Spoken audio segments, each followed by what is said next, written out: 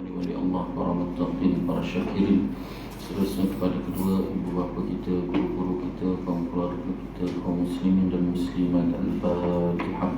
A'udzubillahi minasyaitonir rajim. Bismillahirrahmanirrahim. Alhamdulillahi rabbil alamin. Ar-Rahmanir Rahim. Maliki yaumiddin. Iyyaka na'budu wa iyyaka nasta'in. Ihdinas siratal mustaqim. صراط الذين أنعمت عليهم غير المغضوب عليهم ولا الضالين. آمين. InsyaAllah untuk menambah baik lagi majlis kita pada pagi ini, marilah sama-sama kita berselawat ke atas Nabi sallallahu alaihi wasallam. Semoga ring kita berselawat ke atas Nabi sallallahu alaihi wasallam, Allah Subhanahu wa taala mengalir keberkatan, keredaan, rahmat, dan lebih-lebih lagi kita mengharapkan Allah SWT mengampuni segala dosa kita, insyaAllah.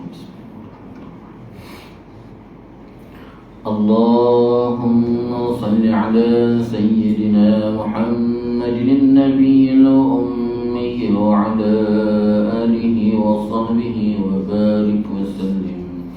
Allahumma salli ala Sayyidina Muhammadin Nabiyil Ummi wa ala وصحبه وبارك وسلم. اللهم صل على سيدنا محمد النبي الأمي وعلى آله وصحبه وبارك وسلم. اللهم صل على سيدنا محمد النبي الأمي وعلى آله وصحبه وبارك وسلم. اللهم صل على سيدنا محمد النبي الأمي وعلى آله وصحبه وبارك وسلم. اللهم صل على سيدنا محمد النبي الأمي وعلى آله وصحبه وبارك وسلم. اللهم صل على سيدنا محمد النبي الأمي وعلى آله وصحبه وبارك وسلم. اللهم صل على سيدنا محمد النبي الأمي وعلى آله وصحبه وبارك وسلم. اللهم صل على سيدنا محمد النبي الأمي وعلى آله وصحبه وبارك وسلم. اللهم صل على سيدنا محمد النبي الأمي وعلى آله وصحبه وبارك وسلم. بسم الله الرحمن الرحيم. الحمد لله رب العالمين وبه نستعين على أمور الدنيا والدين. والصلاة والسلام على سيد المرسلين خاتم النبي محمد صلى الله عليه وآله وصحبه وسلم وعلى آله وأصحابه وتابعا تابعا لهم بإحسان إلى يوم الدين.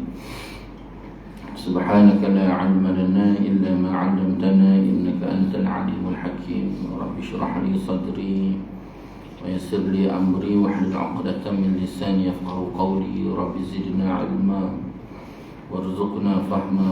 اللهم يسر ولا تعسر وبتمم بالخير. يا فتاح يا عليم افتح لنا فتوح العارفين. ولا حول ولا قوة إلا بالله العلي العظيم. ولا حول ولا قوة إلا بالله العلي العظيم.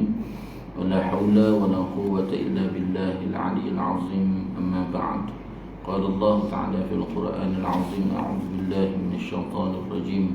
بسم الله الرحمن الرحيم. ألم نشرح لك صدرك ووضعنا عنك وزرك الذي أنقض ظهرك ورفعنا لك ذكرك فإن مع العسر يسرا إن مع العسر يسرا فإذا فرغت فانصب وإلى ربك فارغب. صدق الله العظيم. Alhamdulillah, tamu-tamunya marilah sama-sama kita merafakkan rasa syukur kita kepada Allah Subhanahu wa taala.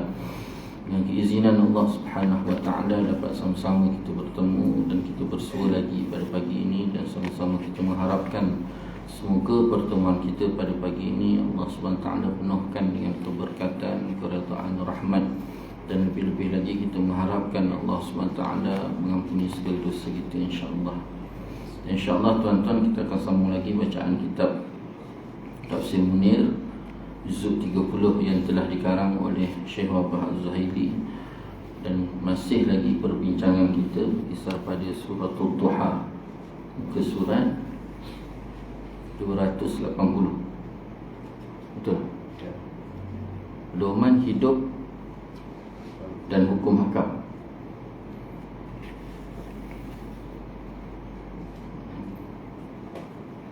قال الله تعالى في القرآن العظيم أعوذ بالله من الشيطان الرجيم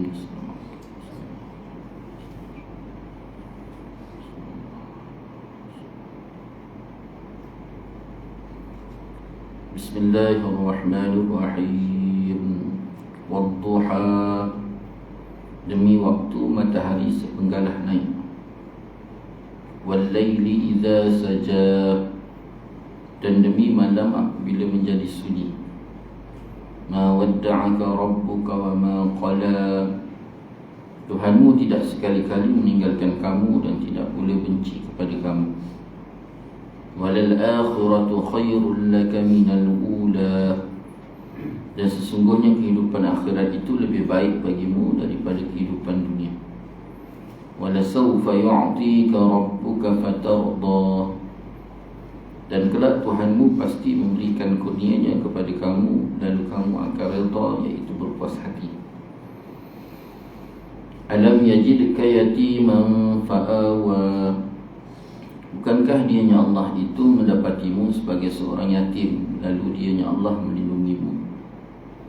Wa wajadaka dhallan fahada, dan dianya Allah mendapatimu sebagai seorang yang kehilangan arah, lalu dia memberikan petunjuk. Wa wajadaka 'ailan fa'aghna, dan dianya Allah mendapatimu sebagai seorang yang serba kekurangan, lalu dianya Allah memberikan nikmat yang mencukupi. Fa ammal yatima fala taqhar, adapun terhadap anak yatim maka janganlah kamu berlaku kejam. Wa ammas sa'ila fala tanhar, oleh yang demikian dan juga terhadap orang yang meminta-minta maka janganlah kamu mengherdik mereka. Wa amma bi ni'mati rabbika fahaddits, manakala terhadap nikmat Tuhanmu maka hendaklah kamu selalu menyebut-nyebutnya dan bersyukur, iaitu dengan bersyukur.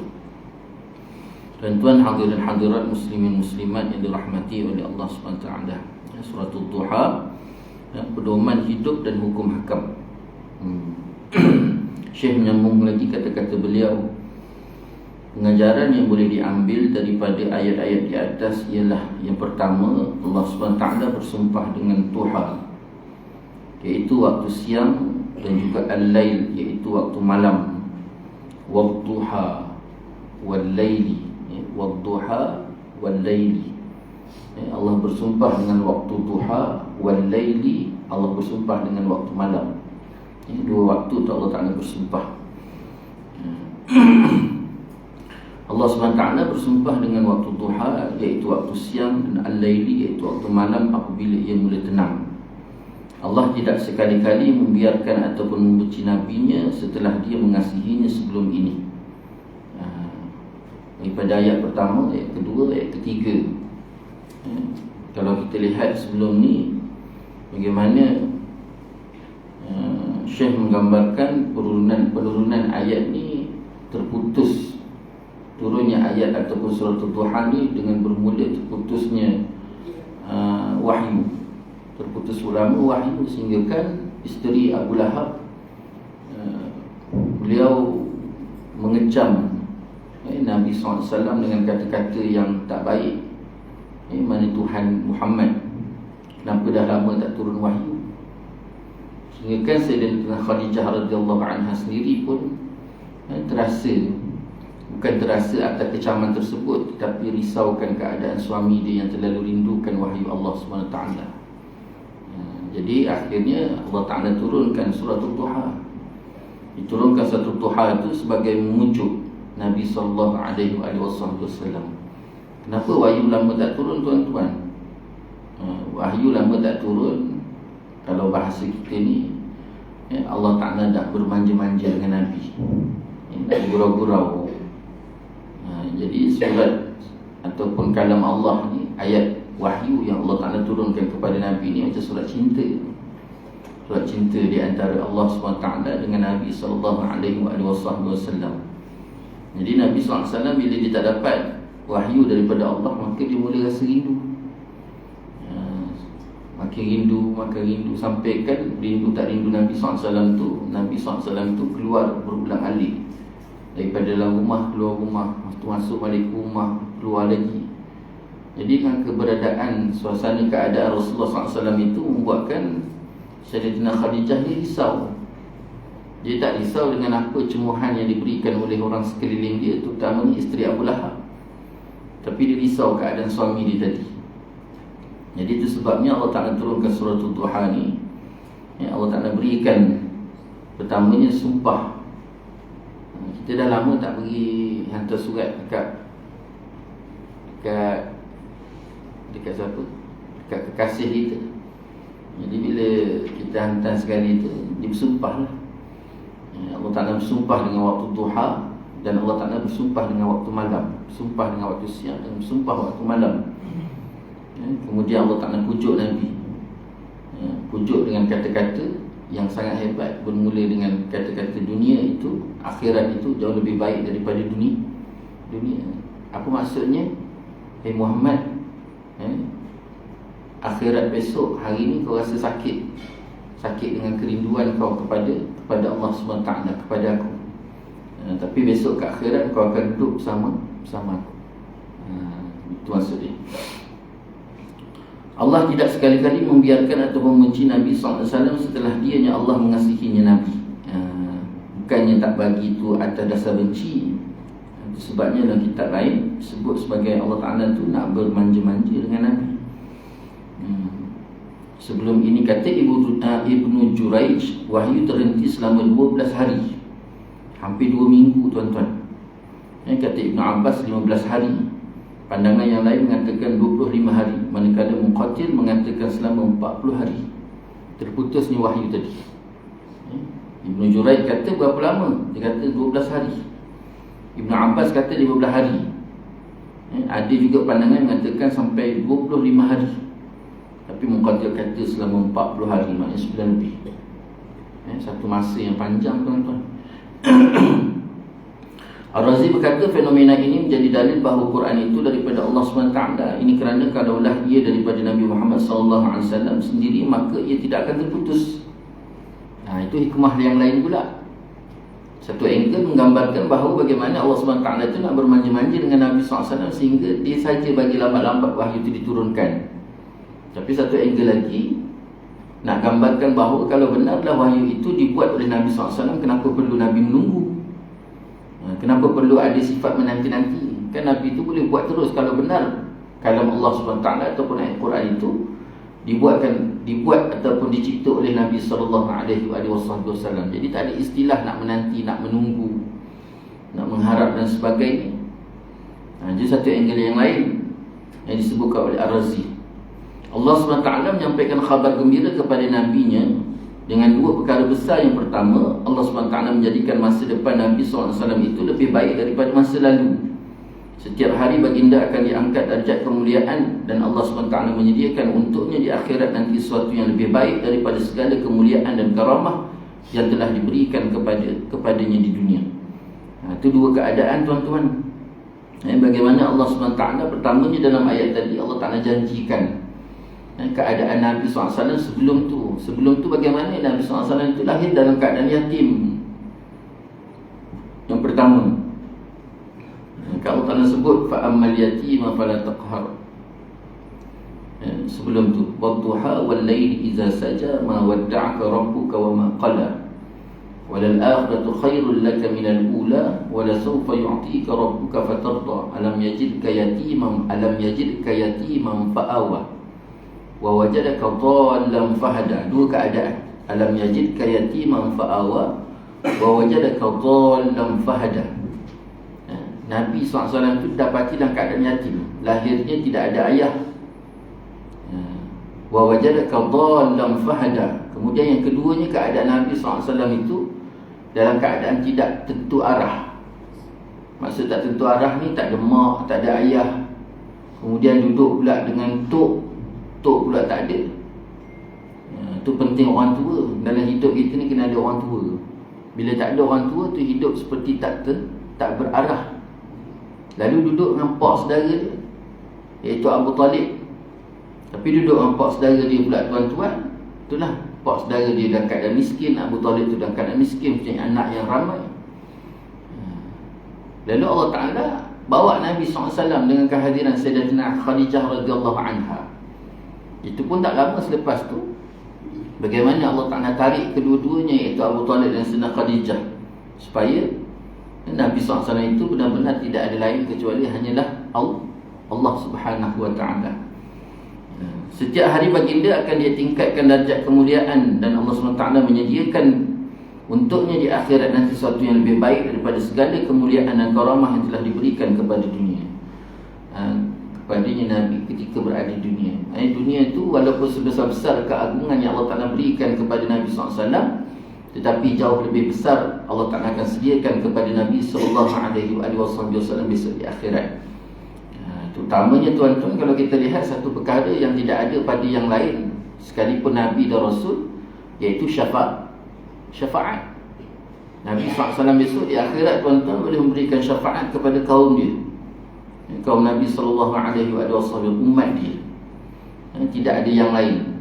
Para Nabi, Nabi Allah Adam, Idris, Nuh, Hud, Saleh, sampai Nabi Allah Musa, Nabi Allah Isa, mereka tidak ada apa-apa yang dapat mereka berikan kepada umatnya, sehingga kan ketika kita dibangkitkan oleh Allah SWT besok di akhirat, termanggu dalam keadaan ternganga-nganga kita.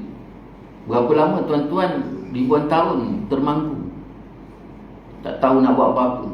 Sehingga kan sampai di kalangan kita yang berpegang teguh dengan para ulama', maka menemui para ulama' ketika itu, meminta pandangan apa yang perlu kita buat. Dan ketika itulah masih lagi berjalan bagaimana kebaikan ataupun kelebihan yang Allah Ta'ala berikan kepada para ulama'. Mereka lah yang mencadangkan supaya kita mencari seorang Nabi, seorang Rasul yang boleh memberikan syafaat dan memudahkan segala pengurusan akhirat kita ni. Yang mula-mula kita pergi cari Nabi Allah Adam AS. Lalu Nabi Allah Adam kata apa? Macam mana aku nak berikan syafaat ataupun nak membantu kamu, sedangkan nasib aku sendiri pun aku tak tahu. Aku sendiri pun ada dosa dengan Allah SWT. Kita cari Nabi Allah Musa, cari Nabi Allah Isa. Akhirnya tuan-tuan, semuanya angkat tangan kerana jawapan yang sama diberikan oleh mereka. Daripada seorang Nabi ke seorang Nabi itu pula tuan-tuan makan ratusan tahun. Kerana ketika itu manusia yang cukup ramai, perhimpunan dalam kalangan yang terlalu ramai. Jadi nak mencari itu pun satu kerja. Jadi sehinggakan sampai ratusan tahun, sehinggalah Nabi SAW sendiri bangkit tuan-tuan. Nabi kata, Nabi panggil ummati, ummati, ummati, umat, mari umatku. Yang akhirnya berbondong-bondonglah umat Nabi SAW yang bangkit pergi kepada Nabi SAW. Dan akhirnya Rasulullah SAW itu berdiri di bawah arasy Allah. Bila pergi ke bawah arasy Allah SWT, di solat sunat 2 rakaat dan berdoa kepada Allah SWT supaya Allah Ta'ala permudahkan, dipercepatkan. Ketika itulah baru dimohon supaya dipercepatkan tuan-tuan segala urusan akhirat tersebut. Di akhirnya Allah Ta'ala tunaikan doa Nabi dan minta supaya dihimpunkan seluruh manusia dengan berkat doa Nabi SAW.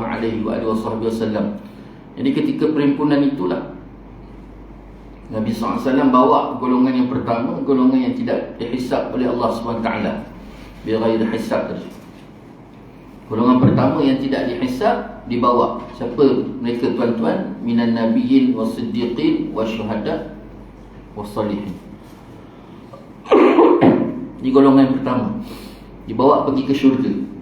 Sampai di pintu syurga tuan-tuan, ditanya oleh malaikat yang menjaga pintu syurga, siapa? Muhammad. Bersama dengan siapa? Aku bersama dengan umat aku yang tidak dihisab. Allah perintahkan aku membawa mereka untuk masuk ke dalam syurga. Nabi SAW dibukakan pintu, masuk bersama umatnya yang bighairi hisab, yang tidak dihisab. Bila masuk ke dalam tu tuan-tuan, Nabi SAW minta pada Allah SWT supaya dikeluarkan izin untuk keluar daripada syurga. Nabi satu-satu makhluk Allah SWT yang dibenarkan masuk dan keluar. Sebab sifat syurga ni tuan-tuan, khalidina fiha abada, kekal dalam syurga. Bila masuk syurga, dia tak ada keluar dah. Dan memang tak ada siapa pun yang nak keluar, kerana nikmat yang berada dalam syurga itu terlalu besar. Tetapi sebesar-besar nikmat yang berada dalam syurga itu tuan-tuan, sehingga kan tidak boleh digambarkan nikmat tersebut ketika berada di dunia. Seperti contoh ketika peristiwa Mi'raj Nabi SAW. Nabi SAW dibawa oleh Jibril AS masuk ke dalam syurga. Dan balik ke dunia tuan-tuan, Nabi SAW boleh menceritakan sesuatu perkara yang tidak boleh digambarkan, digapai oleh akal manusia, para sahabat ketika itu. Kerana tak ada. Kita ni boleh menggambarkan sesuatu kalau kita dapat gapai sesuatu tu dengan panca indera kita. Melihat, mendengar, cium, rasa dengan tangan. 5 panca indera tu kalau dapat digapai, maka ketika tu baru dapat digambarkan. Itu pun belum tentu betul. Ini akhirat besok tuan-tuan, sesuatu perkara, sesuatu yang mana Allah jadikan tidak ada di dunia. Tidak ada. Itu sebabnya tuan-tuan, sebesar-besar nikmat yang berada dalam syurga Allah SWT, tetap jauh lagi besarnya tuan-tuan kasih sayang Nabi SAW kepada umat, sehingga kan dia keluar daripada syurga. Rasulullah SAW keluar daripada syurga tuan-tuan, pergi cari lagi umat dia. Siapa mereka yang kedua tuan-tuan? Golongan yang kedua yang dihisab. Golongan yang dihisab ni pula tuan-tuan, ada kepelbagaian kalangan ataupun kelompok. Kelompok yang pertama dihisab, tetapi amalan solehnya banyak, sehingga akhirnya dibawa ke syurga. Nabi bawa orang ni pula yang kedua. Lepas tu Rasulullah SAW keluar lagi. Rasulullah keluar lagi tuan-tuan. Kali ni Rasulullah gunakan syafaat dia, iaitu golongan yang dihisab tetapi maksiat banyak. Perkara mungkarnya banyak, dosanya banyak. Dan ketika ni lah Rasulullah SAW doa pada Allah supaya dilepaskan. Mana yang boleh dilepaskan, lepas. Golongan yang kedua tadi dihisab dalam keadaan banyak amalan soleh, maka lepas dia masuk ke dalam syurga. Golongan yang ketiga, tidak ada amalan soleh, banyak maksiatnya, tapi masih lagi ada iman dan masih lagi boleh diampun oleh Allah SWT dengan syafaat Nabi, doa Nabi, maka bawa masuk ke syurga. Dan yang ketiga pula, golongan yang dihisab yang tidak boleh ada lagi pengampunan. Guna syafaat Nabi pun dah tak lut dah. Dan memang Allah tak nak campakkan ke dalam neraka. Itu golongan-golongan yang selangkah lagi nak masuk ke neraka. Apa lagi guna ketika tu? Tinggal satu lagi, syafaat Nabi pun dah tak ada dah. Nabi tu masuk dalam syurga, tak ada nak selamatkan dah. Allah tak nak izin. Tapi siapa lagi mereka yang masih lagi berselamat, iaitu selangkah lagi masuk neraka tuan-tuan. Tetapi ada satu lagi, rahmat Allah, yang disebut sebagai rahmat Allah.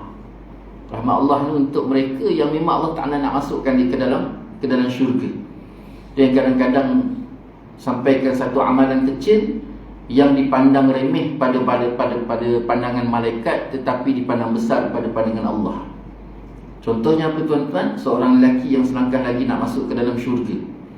Dia nak masuk ke dalam neraka, nak campak ke dalam neraka, selangkah lagi. Lalu Allah SWT perintahkan kepada malaikat, ambil lelaki tadi, bawa masuk ke dalam syurga. Lalu malaikat bertanya, wahai Allah, kenapa nak dibawa lelaki tadi masuk ke dalam syurga, sedangkan hidupnya di atas dunia dulu dipenuhi dengan mungkar, dipenuhi dengan maksiat. Lalu Allah SWT kata, sesungguhnya sewaktu berada di atas dunia dahulu, ada satu doa yang diminta padaku, tidak aku tunaikan. Dia doa minta pada aku, tapi aku tak tunaikan. Lalu kini, saat ini, detik ini, ku gantikan doa itu dengan syurga. Masya Allah. Ini waktu rahmat Allah. Gitu juga bagaimana kisah seorang lelaki yang selangkah lagi nak masuk ke dalam neraka. Lalu dia berdoa pada Allah, wahai Allah, dengan rahmatmu ya Allah, boleh tak aku nak minta bau syurga. Syurga ni bau dia tuan-tuan 1000 tahun perjalanan. 1000 tahun perjalanan, bau dia dah bau. Ahli neraka tak boleh bau. Yang boleh bau bau syurga ni tuan-tuan hanya ahli syurga. Jadi daripada bau tu nak sampai ke pintu syurga tu 1000 tahun. Jadi lelaki tu minta pada Allah SWT, wahai Allah, dengan rahmatmu, dengan kasih sayangmu yang sangat luas. Luas tak luas kasih sayang Allah SWT tu tuan-tuan, jauh lebih luas daripada besarnya ataupun luasnya arasy Allah. Makhluk Allah SWT yang paling besar, paling luas, paling agung tuan-tuan, arasy Allah. Arasy Allah. Tetapi seluas-luas arasy Allah tu jauh lebih luas kasih sayang Allah SWT. Cuba bayangkan seluas-luas arasy tu tuan-tuan. Makhluk paling besar Allah jadikan adalah arasy. Yang Allah Ta'ala sebut dalam Quran, Ar-Rahmanu 'alal 'arsy istawa. Ar-Rahman Allah tu, kasih sayang Allah SWT itu berada di atas arasy. Maknanya sebesar-besar arasy jauh lebih besar rahmat Allah, lebih agung. Itu yang sampaikan orang nak campak dalam neraka pun tuan-tuan, masih lagi dengan rahmat Allah SWT tadi, Allah Ta'ala bawa masuk syurga. Lelaki tu minta, dengan kasih sayangmu ya Allah, aku nak minta satu sebelum kau campak aku dalam neraka, bawa aku nak cium bau syurga. Dapat cium bau syurga tak apalah, lepas tu kau campaklah aku dalam neraka. Jadi Allah Ta'ala ni rahmat dia terlalu luas tuan-tuan. Hamba tadi minta, dia bagi, bawa pergi cium bau syurga. Dah cium tu pula tuan-tuan, dia minta, ya Allah, dengan rahmatmu ya Allah, aku minta supaya kalau boleh nak tengok pintu syurga pun tak apa dah, lepas tu kau campaklah aku dalam neraka. Jadi dijalankan tuan-tuan, jalan lagi tadi, jalan tuan-tuan, sampai nampak pintu syurga. Ya Allah, dengan rahmatmu, dengan kasih sayangmu ya Allah, kalau kau izinkan ya Allah, boleh tak aku nak tengok apa yang ada dalam syurga. Lepas tu kau campaklah aku dalam neraka. Allah buka pintu syurga, masuk lelaki tadi dalam syurga, tengok syurga. Bila dia tengok syurga, tak keluar dah. Sebab sifat syurga ni tuan-tuan, khalidina fiha abadah. Jadi hakikat sebenar lelaki tadi memang Allah Ta'ala dah qadakkan atas dia, memang dia masuk syurga. Sebabnya kita ni, Nabi SAW sebut secara jelas, kita ni tak tahu nasib kita tu. Yang kita rasakan yang baik itu baik, yang kita rasakan yang tak baik itu tak baik. Yang baik tu pasti baik, tak. Yang tak baik tu pasti tak baik, tak juga. Ini bagaimana hadis Nabi SAW yang Nabi ceritakan kepada Abu Hurairah radhiyallahu anhu. Diceritakan kepada Abu Hurairah radhiyallahu anhu, tuan-tuan, besok di akhirat Nabi kata akan dibangkitkan 3 golongan. Golongan pertama, orang yang qari, orang yang pandai baca Quran. Allah bertanya pada orang yang pandai baca Quran tu, wahai orang yang pandai baca Quran, aku berikan ilmu bacaan Al-Quran yang baik pada engkau, apa yang kau buat? Lalu dia kata, aku telah mengajarkan ilmu Al-Quran kepada orang yang berada di sekelilingku, sehingga mereka pandai baca Quran. Allah kata, kazabta, kau dusta. Para malaikat mengikut kata-kata Allah SWT, menyetujui, setuju dengan kata Allah, sehingga mereka pun menyahut, kazabta, kau dusta. Lalu Allah SWT kata, wahai lelaki, kau bukannya mengajar Quran itu kerana aku, tapi kau mengajar Quran itu kerana nak orang panggil kau pandai baca Quran. Orang kata kau tu pandai baca Quran. Sehingga akhirnya Allah Ta'ala campakkan lelaki tadi ke dalam neraka Allah SWT. Campakkan neraka. Yang kedua, Allah Ta'ala panggil Nabi SAW, Allah Ta'ala bangkitkan. Nabi SAW kata Allah bangkitkan golongan yang kedua, iaitu dermawan. Orang kuat bersedekah, kuat memberi nafkah. Allah kata, wahai lelaki, aku berikan kepada engkau harta apa yang telah kau lakukan terhadap harta yang ku berikan. Lalu lelaki itu sebut, wahai Allah, dengan harta yang kau berikan kepadaku telah ku nafkahkan, telah ku infak, dan ku telah ku sedekahkan fi sabilillah. Ku berikan kepada mereka yang memerlukan. Lalu Allah Ta'ala kata, kazabta, kau dusta, kau tipu, kau bohong. Sehingga kan para malaikat pun menyahut, kazabta, kau tipu, kau bohong. Akhirnya Allah SWT kata, wahai lelaki, wahai lelaki, bukan kau bersedekah, kau infak fisabilillah kerana aku, tapi kau lakukan itu supaya orang panggil kau dermawan. Akhirnya Allah Ta'ala campak lagi tadi ke dalam neraka Allah SWT. Dan golongan yang ketiga, tuan-tuan, mereka yang mati syahid. Nabi SAW kata golongan yang ketiga dibangkit oleh Allah SWT. Allah Ta'ala panggil orang yang mati syahid. Orang mati syahid, tuan-tuan, hebat. Sangat hebat kelebihan yang Allah Ta'ala berikan kepada golongan yang mati syahid. Orang yang berjuang di jalan Allah SWT nak mempertahankan agama Allah. Sehingga kan Allah SWT sebut golongan mati syahid ni, tuan-tuan, di antara golongan yang tidak dimatikan oleh Allah. Bahkan mereka di sisi Allah itu hanya tidur sehingga hari kiamat. Tidur, tuan-tuan. Betapa mulianya Allah berikan kepada mereka yang mati syahid. Dan orang mati syahid ini termasuk golongan yang tidak dihisab. Tapi tuan-tuan, Allah bangkitkan besok ke akhirat golongan mati syahid. Allah Ta'ala tanya, wahai lelaki, apa yang telah kau lakukan sehingga kau mati syahid? Lalu lelaki itu menjawab, wahai Allah, aku mati syahid kerana mempertahankan, menegakkan agamamu, wahai Allah. Allah Ta'ala kata, kazabta, kau dusta, kau tipu, kau bohong. Disahut pula dengan para malaikat, kazabta, kau tipu, kau bohong. Lalu Allah Ta'ala kata, engkau bukannya berjuang di jalan aku sehingga mati syahid disebabkan aku, tapi engkau berjuang kerana engkau nak kan orang sekeliling kau panggil kau sebagai seorang pahlawan. Na'udzubillah. Akhirnya Allah Ta'ala campak lelaki tadi ke dalam neraka. Cuba bayangkan, tuan-tuan, tiga golongan ni, tuan-tuan, kalau kita lihat pada mata kita, baik tak baik? Sangat baik. Orang pandai baca Quran, baik tak bagus? Orang dermawan, sedekah, bagus tak bagus? Sehingga kan, tuan-tuan, sedekah ni besok satu amalan, satu-satu amalan di akhirat, yang mana besok kita berada dan syurga Allah SWT pun minta pada Allah supaya Allah Ta'ala kembalikan kita ke dunia. Kita minta pada Allah SWT supaya dikembalikan ke dunia, tuan-tuan, hanya semata-mata nak melakukan amalan sedekah. Kenapa, tuan-tuan? Terlalu besarnya kebaikan yang Allah Ta'ala sediakan di sebalik amalan sedekah. Sehingga minta. Bukannya golongan yang dihisab, tak sampai masuk syurga. Duduk dalam syurga tu masih lagi minta, wahai Allah, kembalikan kami ke dalam dunia, ya Allah, supaya kami dapat melakukan amalan sedekah. Nak gambarkan betapa rasa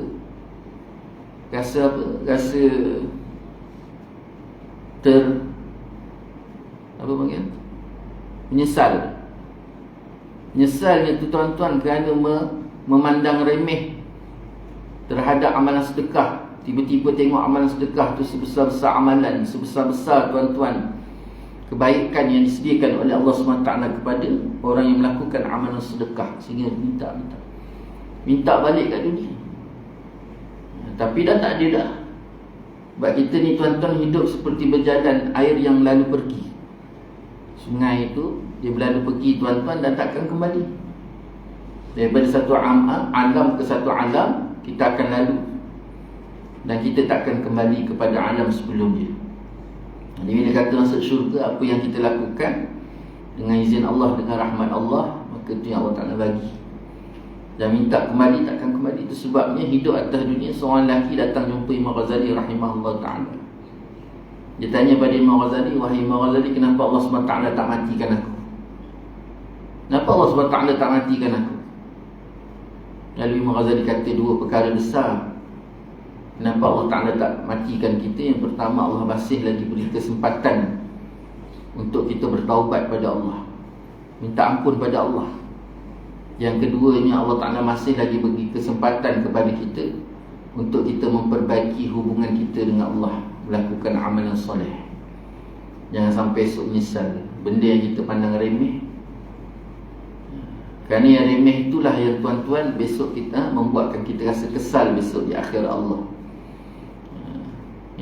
Tuan-tuan hadirin hadirat muslimin muslimat yang dirahmati oleh Allah SWT. Jadi besok ke akhirat itu keadaannya. Yang mana di akhirat Allah SWT akan berikan satu kemuliaan yang sangat besar kepada Nabi SAW, yang mana kemuliaan itu tidak akan dapat dirasai oleh orang-orang lain, seperti syafaat Nabi. Allah bagi kelebihan itu. Yang kedua, Allah SWT memberikan apa yang dicita-citakan oleh Nabi di dunia ini, iaitu kemenangan dan keunggulan agamanya, mengatasi agama-agama lain sedang sedangkan di akhirat pula baginda mendapat pahala yang besar telaga Kautsar dan menjadi pemberi syafaat. Allah Ta'ala tunaikan apa yang dicita-citakan oleh Nabi SAW sewaktu di dunia. Apa cita-cita Nabi? Nabi nakkan agama dia yang paling terunggul. Sebabnya jadikan Nabi SAW ni sebagai Nabi yang terakhir.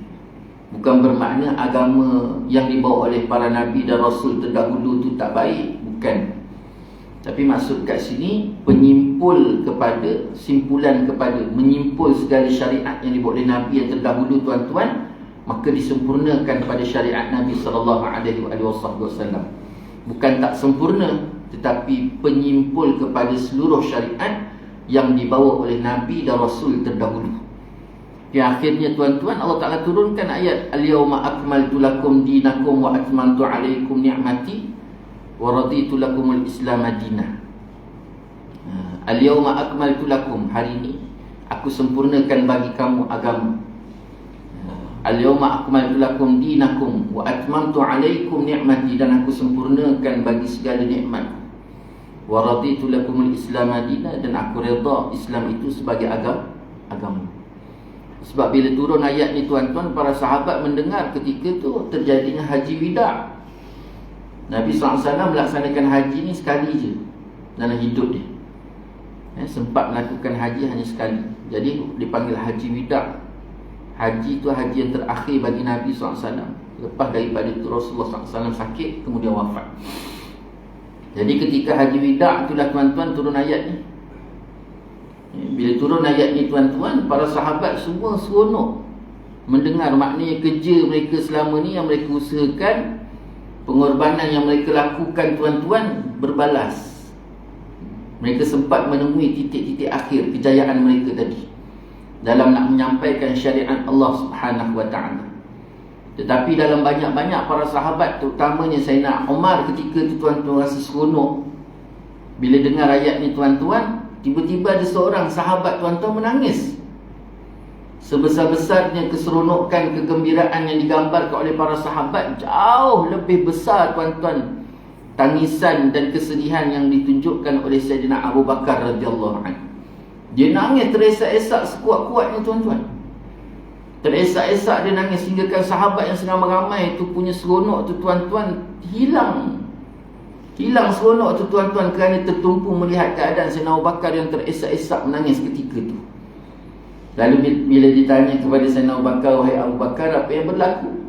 Adakah kau tidak rasa seronok mendengar berita titik-titik akhir kemenangan bagi kita, maksudnya kejayaan dalam menyampaikan syariat Allah Subhanahu Wa Taala? Sayyidina Abu Bakar kata benar. Satu angle benar, kita rasakan seronok, kegembiraan menerima apa yang telah kita laksanakan selama ini. Kejayaan dan hasilnya Allah Ta'ala dah tunjuk dengan Allah Ta'ala cok al-yawma akmaltu lakum dinakum wa atmamtu alaikum ni'mati wa raditu lakumul islam madinah.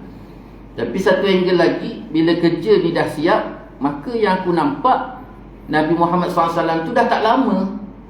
Bila kata kerja dah selesai, maka Allah Ta'ala pasti ambil dia, sebab dia datang tu atas kerja. Bila kerja tak ada, dia balik. Kalau bahasa kita tuan-tuan. Jadi maknanya tak lama lagi kita akan berpisah dengan Rasulullah SAW. Yang balik daripada peperangan, daripada haji wida' itulah Rasulullah mula sakit tuan-tuan. Mulanya sakit, peristiwa Rasulullah disihir dan sebagainya. Tak lama Rasulullah sakit, kena demam panas yang panjang, berpanjangan. Sehingga ada sampai satu peringkat Rasulullah SAW itu tak dapat nak melaksanakan solat berjemaah dengan para sahabat. Akhirnya Rasulullah wafat. Jadi di situ tuan-tuan, daripada ayat tadilah menggambarkan kesempurnaan yang Allah Ta'ala berikan kepada syariat Nabi itu. Bukan bermakna syariat sebelum itu tak baik, tetapi penyimpul bagi segala syariat yang dibawa oleh para Nabi dan para Rasul sebelum itu. Ini satu perkara yang diminta oleh Nabi SAW dan Allah Ta'ala tunaikan ketika berada di atas dunia. Sedangkan di akhirat pula baginda sallallahu alaihi wasallam mendapat pahala yang besar, iaitu telaga Kautsar dan pemberi syafaat, dua benda yang tidak didapati oleh Nabi ataupun umat yang terdahulu. Tapi telaga Kautsar ni pun tuan-tuan Bukan semua umat Nabi yang dapat. Hanya orang tertentu. Besar. Telaga ni bukannya macam perigi dah. Telaga ni tuan-tuan, dia macam kolam. Dan kolam tu Allah Ta'ala sediakan, inna a'tainakal kautsar fasalli li rabbika wanhar inna syani'aka huwal abtar. Itu minta. Itu sebabnya minta pada Allah supaya Allah masukkan kita dalam kalangan mereka yang dapat kebaikan dengan telaga Kautsar. Dan juga mereka ketika berada di telaga Kautsar pula, cuba bayangkan jutaan manusia yang duduk minum air telaga Kautsar tu. Kebaikannya apa tuan-tuan? Disitulah tempat yang mana sesiapa yang minum air telaga Kautsar itu, Allah SWT akan berikan muda, apa panggil? Awet muda. Dan yang keduanya, dia takkan kenyang, dia takkan lapar. Dia akan terus kenyang. Minum sikit saja, kenyang sampai bila-bila. Dah tak ada lagi rasa lapar disebabkan air yang Allah Ta'ala sediakan pada telaga Kautsar. Dan minta pada Allah SWT bukan hanya sekadar dapat mengecapi kebaikan dan manfaat pada telaga Kautsar tersebut, bahkan minta supaya di telaga Kautsar itu dapat menemui Nabi SAW. Itu di antara yang disebut oleh para ulama, bagaimana sebesar mana pun nikmat yang berada di akhirat, tetapi kalau setiap nikmat itu tidak bersama dengan Nabi SAW,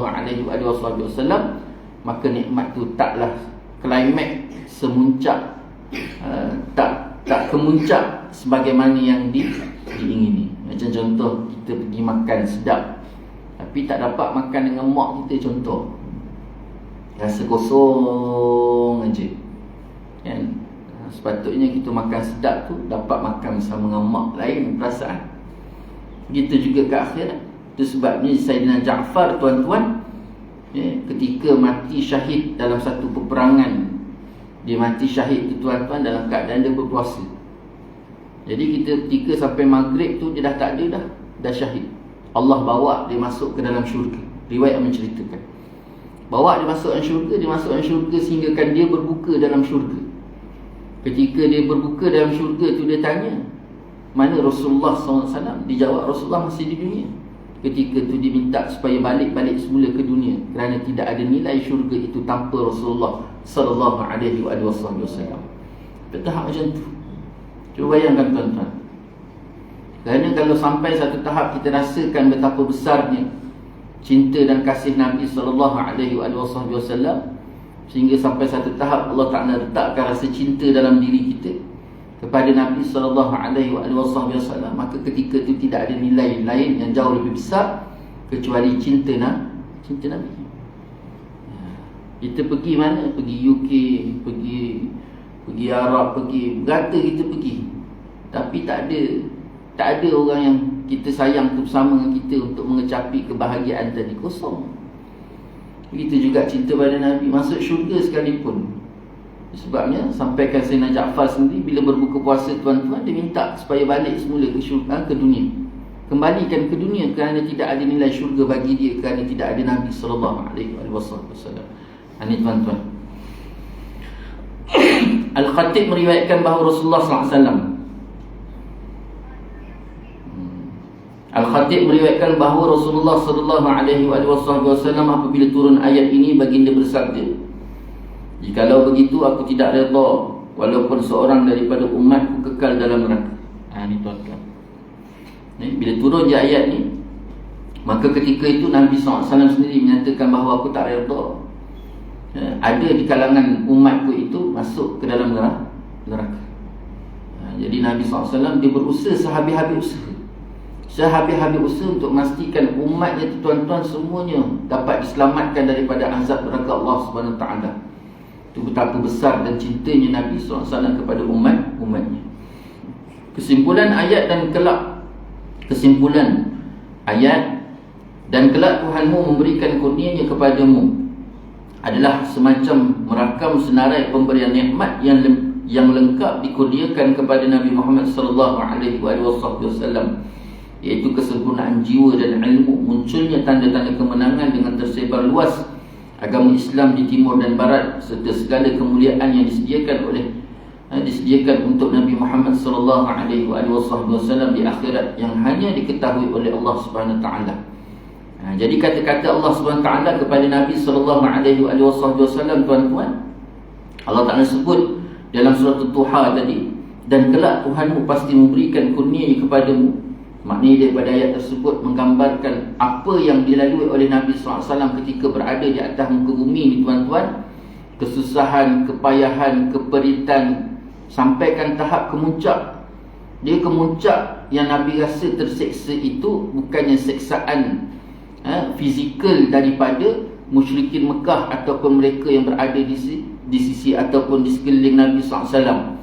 Tetapi kemuncak yang paling rasa sangat, pertamanya yang terasa sangat Nabi SAW terasa terseksa, iaitu bila ketika mana Nabi terputusnya wahyu daripada Allah Subhanahu Wa Taala, terasa seksa paling besar. Dan yang keduanya Nabi rasa terseksa, tuan-tuan, bila ketika mana ada di kalangan umatnya yang tak menerima syariat yang dibawa olehnya, tak nak beriman dengan Allah. Itu bahasa dia, tak nak beriman. Nabi risau sangat. Yang pertamanya, risau takut Allah SWT tu tak pandang Nabi, dia tak turun wahyu. Takut Allah Ta'ala tak pandang Nabi, Nabi risau kat situ.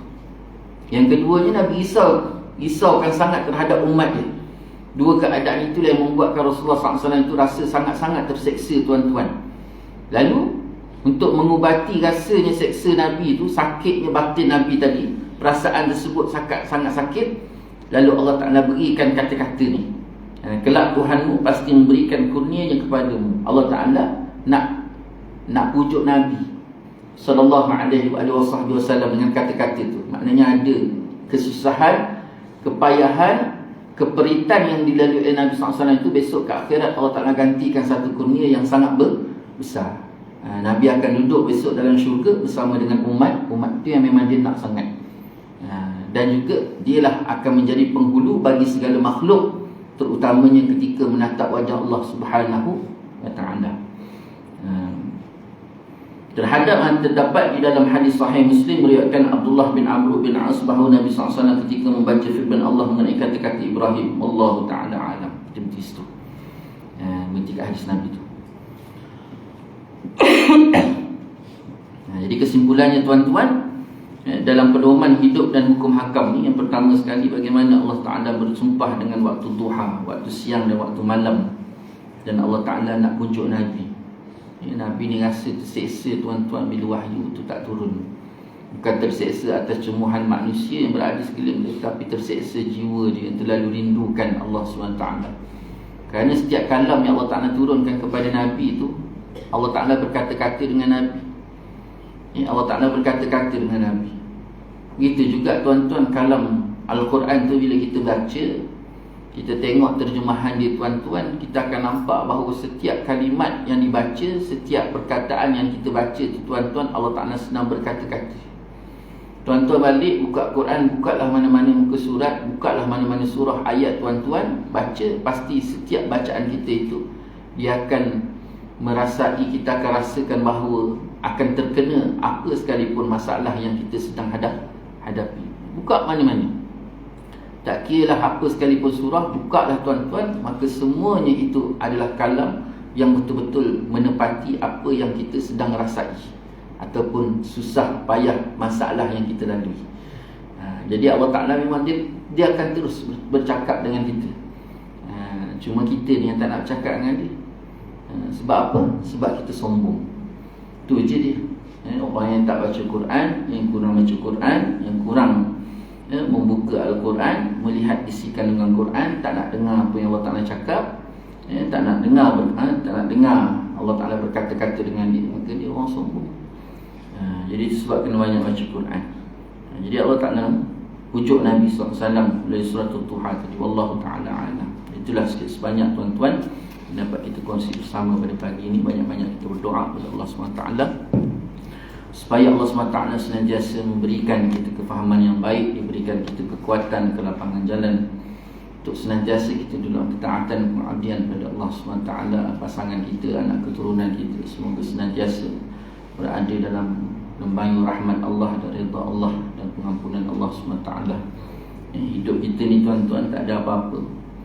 Kalau katalah hidup itu tidak ada rahmat Allah, tidak ada kasih sayang Allah dan juga redha keampunan Allah, maka itulah kemuncak setiap perkara yang didambakan. Allah Ta'ala sebut radhiyallahu anhum wa radu'an. Jadi kalau tak ada redha Allah tuan-tuan, gunung ataupun dunia segala isinya pun kalau kita dapat tak ada apa-apa erti.